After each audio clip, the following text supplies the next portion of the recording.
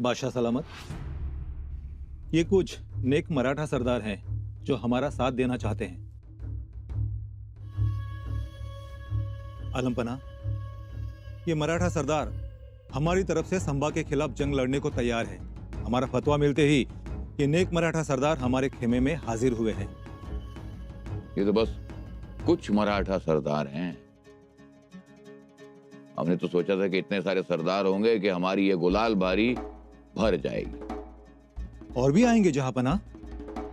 बस ये तो शुरुआत है। हाँ, ये शुरुआत ही संभा की आखिर है। खरंच बादशाह सलामत, आखिर है, अंत है। कौन बदतमीज है जो हमारे बीच में बोला? बादशाह सलामत, यही एक नेक मराठा।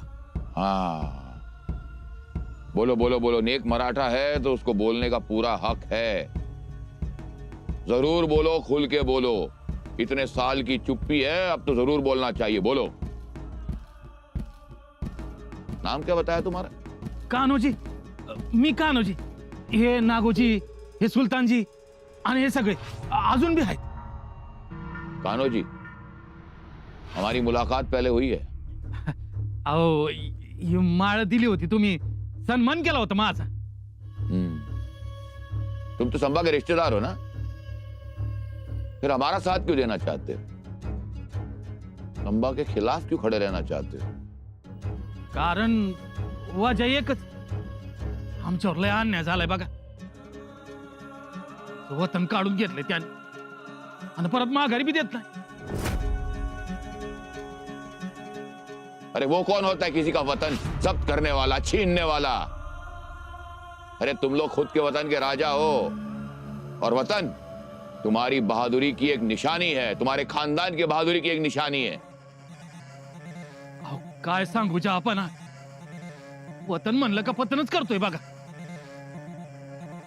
आधी सोन्याचा घास खात होतो आम्ही, चारी बाजूनी मुबलक दंडवलत येत होती। वतन काढून घेतलं तेव्हापासून हाताच्या मनगटावर निसता चुना आहे, चुना। काहीतरी करा आणि करा न्याय।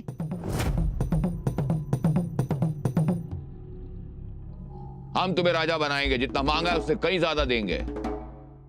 ये आलमगीर औरंगजेब का वादा है तुमसे, लेकिन तुम्हें अहो, आम्ही काय एवढं असल तर संभाजीच्या विरोधात उपसलेच तलवारी। कान्होजी, वाकई आज तुमने साबित कर दिया कि तुम एक नेक बंदे हो।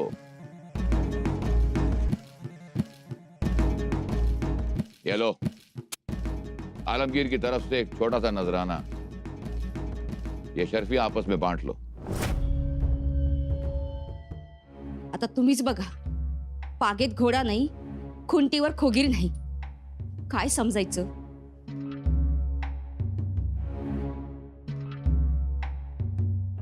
असतील इथंच, शिकारीला गेला असतील। कशाची शिकार करत्याल? 4 ससण एक लांडग मारलं होतं, तेवढीच शिकार। असं ना, ओला अंडग्याची असं ना शिकार केली नव्हतं। अहो, नंतर कळलं ते रानटी कुत्र होतं म्हणून। ते तरी हाय का नीट? कुठं उधळलाय घोडा यांचा कोणास ठाव? असतील इथंच। तुम्ही म्हणा इथंच असतील म्हणून, पण मला काय त्यांच्या वागण्यात खरंपणा दिसेना बघा। नाही नाही, निदान मला विचारले बघा काकासाहेब कोणचा खोटेपणा नाही करायचे। तुमचे काका आहेत, पण तुम्हाला नाही कळणार त्यांची पोचपाच। अहो, लय आतल्या गाठीचे आहेत ते। हा म्हणजे? त्या दिवशी एक माणूस सुपारी घ्यायला आला होता। त्या दिवशी रात्री मी यांना विचारलं, म्हणले येईल 2 दिवसात, पण तो अजून काही आला नाही बघा। अहो, नाही आला त्यात एवढं काय? अहो, पण माझी तरा अडकित्यात गावल्यासारखी होती नव्ह का त्यांच्यामुळं? तर गेल्यात कुणास ठाऊक। आता आपली पुढची मोहीम असेल गोवा। गोवा? हो, गोवा। गोवा स्वराज्यात यायलाच पाहिजे। कारण फिरंग्यांनी गोव्यातल्या पोर्तुगीजांनी आता मर्यादा ओलांडली आहे. हे मात्र खरंय. स्वराज्याला कशा प्रकारे त्रास देता येईल, कशा प्रकारे अडचणीत आणता येईल याचाच विचार हे फिरंगी करतायत. राजन, तो पोर्तुगीजांचा विजयी स्वतःला शूर आणि पराक्रमी समजतोय. त्याची सगळी माहिती आम्ही काढली. कविराज, या विजरईची सगळी माहिती आपल्याला आहेच, पण आता आपलीच त्याला नव्यानं माहिती करून द्यावी लागणार आहे. शिवाय महाराज औरंगजेब आणि फिरंगी यांचा दोस्ताना वाढायला लागलाय. त्याला खीळ बसायला पाहिजे बहिर्जी काका. कोणत्याही परिस्थितीत या दोन लबाडांची दोस्ती होता कामा नये, कारण फिरंग्यांच्या मदतीनं औरंगजेब स्वराज्यात घुसखोरी करू शकतो.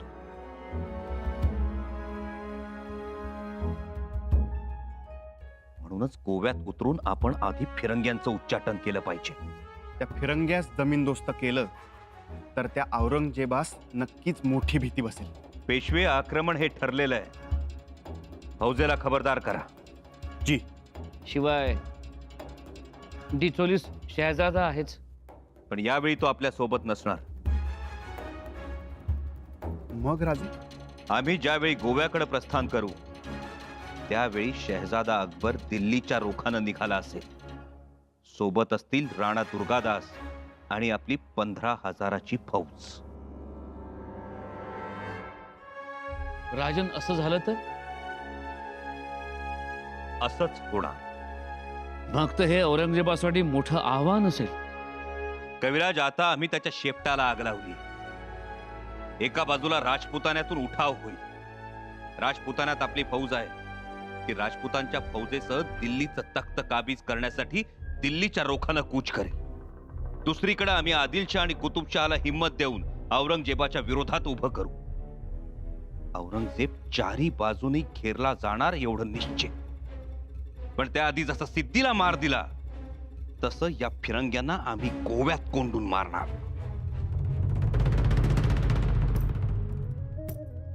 अरे घरात आहे का कोणी? चांगलं गुळ पाणी घेऊन या.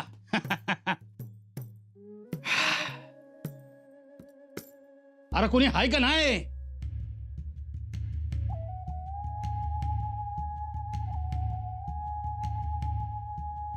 आम्ही आहोत की काका. तुम्ही? तुमची वाटच बघतोय. म्हटलं कवा येतात बघावं. म्हणजे म्हणजे एकटंच गेला सा काका? हा? वय की आम्हाला न सांगता न विचारता एकटंच जावं असं कसं वाटलं तुम्हाला? तुम्हाला बिनते केल्या होत्या की. केलं की. पण त्या दिवशी तो सुपारीवाला आला. त्याच्या दुसऱ्या दिवसापासून तुम्ही जे गायब झाला ते गायबच.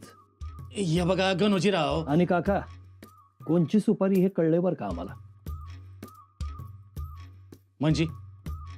म्हणजे सुपारी कोणाची, पान कोणाचं, सोना कुणाला, हे समज कळले. गणोजीराव,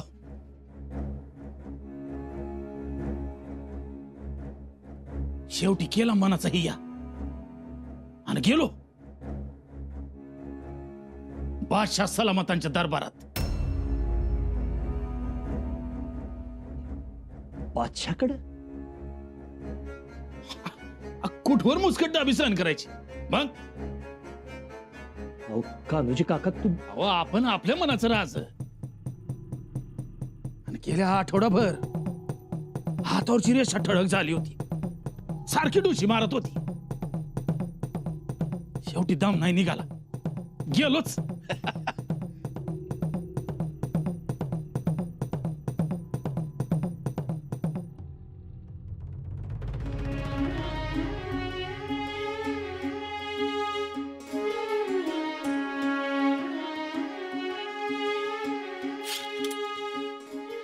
येसू या तलवारीलाच आम्ही आमचा श्वास मानलं, आमचा ध्यास मानलं.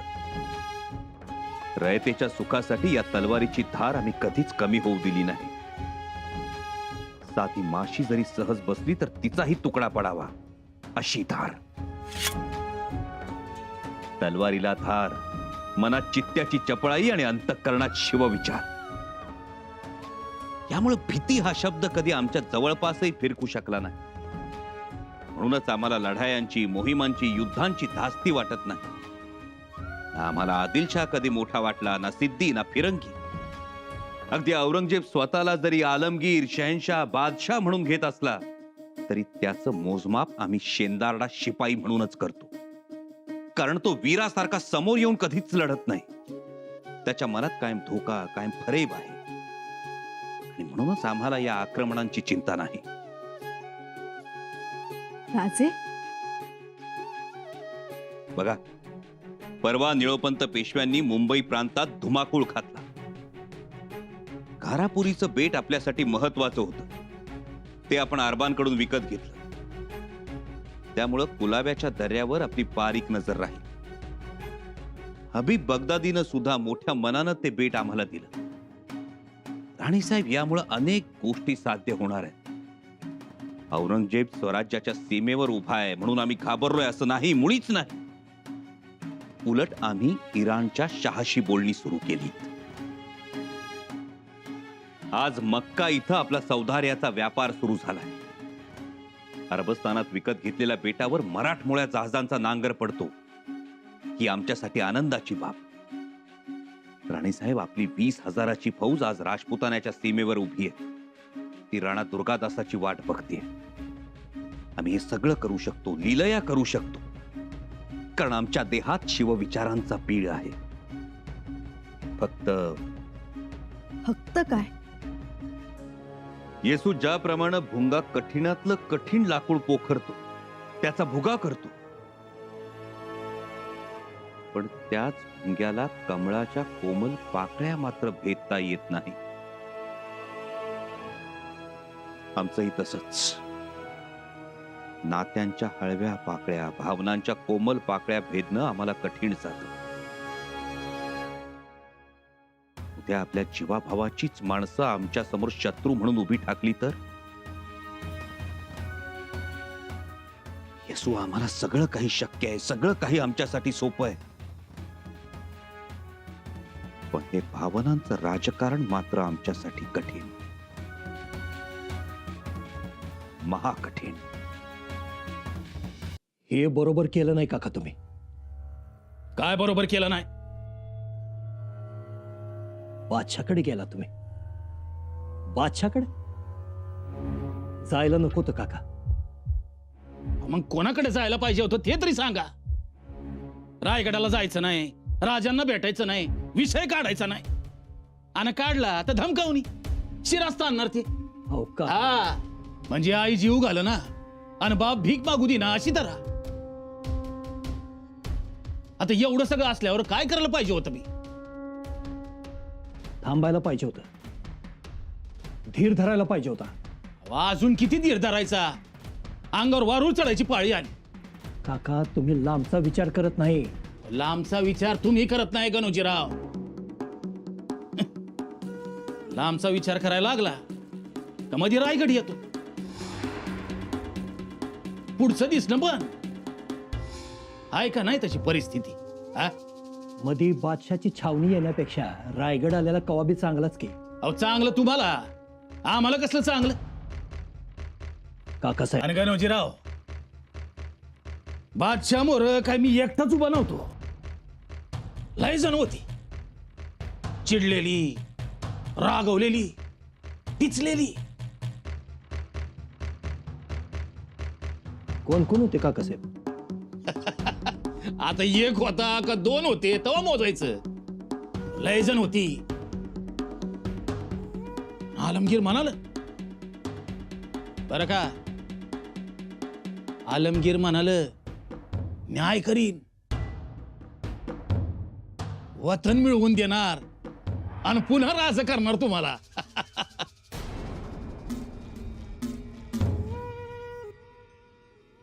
मी बी विचार केला, काय यो बादशाह, ना नात्याचा, ना गोत्याचा, ना रक्ताचा, पण म्हणतो काय राज बनवणार. हा.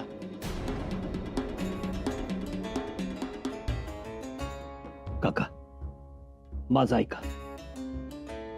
कोणचा बी निर्णय घेण्याआधी आपण एकदा रायगडी जाऊन येऊ. मला जे काही असेल ते राजांच्या बरोबर स्पष्ट बोलू. जा की. तुम्हाला कोणी अडवलं आहे? म्हणजे अहो तुमचं मेवणं, तुमचं पाहुणं ते. तुम्ही जाऊ शकता, तुम्ही बोलू शकता. म्हणजे काका तुम्ही कान्होजी काका, माझं ऐका. एक चुकीचं पाऊल आणि लोक आयुष्यभर बदनाम करतील आपल्याला. अहो, आपण तर बादशाच्या वाऱ्याला बी उभं राहू नये. का उभं राहायचं नाही? अनुजीराव, तो दाता आहे, त्राता आहे, मग कशाला भ्यायचं? हा? कान्होजी काका, माझं ऐकून घ्या तुम्ही. आणि हे बघा, आम्ही पोत्याचं तोंड सोडलंय. आता जे घेईल ते आपलं. तुम्ही बी विचार करा. जवा का वाटेल का काय नाही बाबा. कान्होजी काकानं 2 गोष्टी व्यवहारानं सांगितल्या. जवा उप्रती होईल बताइए, यो बंदा आपकी खिदमत में हाजिर होगा.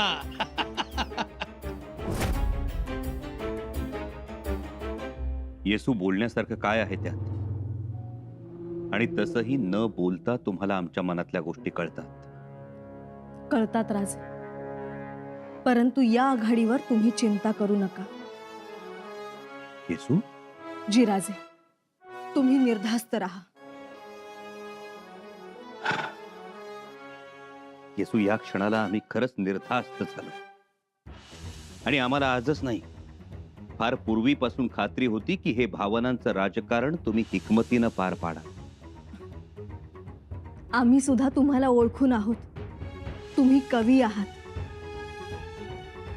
शस्त्रापेक्षा शब्दांनी आणि तलवारीच्या वारापेक्षा भावनेच्या माराने रक्तभंबाळ होणारे आहात.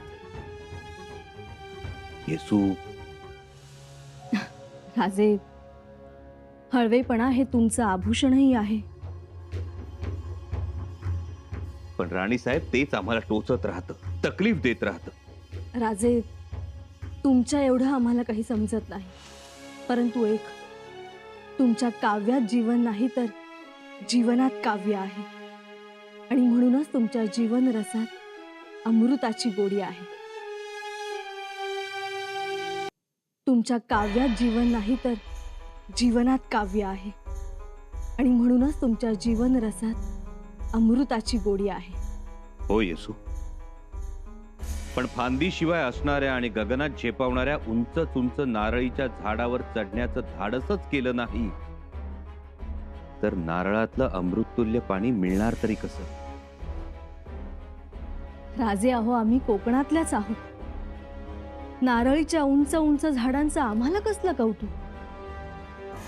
झाड कुठलंही असो, वेदनांचं असो वा भावनांचं, त्या झाडावर चढून आम्ही हवं ते फळ तोडू शकतो.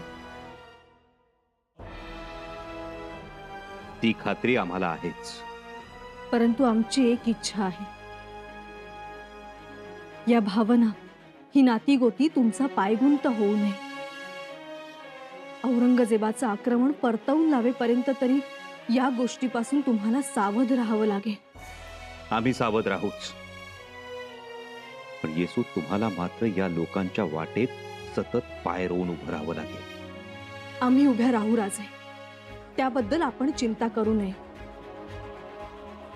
तुम्हाला माहित नसेल म्हणून सांगतो, आपले सरदार नागोजी माने आणि सुलतानजी जगदाळे औरंगजेबाला जाऊन मिळाले. आणखीन एक नाव घ्यायचं राहिलं राजे, कान्होजी काकांचं. येसू, आणि हे जर पुराव्यानिशी सिद्ध झालं तर त्याचं काय करायचं हे आम्ही आधीच ठरवून ठेवलंय. त्याबद्दल आपण निश्चिंत राहा. येसू, शेवटी आम्ही छत्रपतींच्या पत्नी आहोत आणि आबासाहेबांच्या सुनबाई आहोत.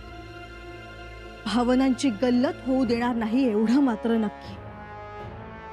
राजे, तुम्ही रणांगण गाजवा. आम्ही भावनांचे पाठ फुटू देणार नाही. येसू, जी राजे. आता आमच्या सर्व चिंता मिटल्या. आता तुम्ही बघत राहा.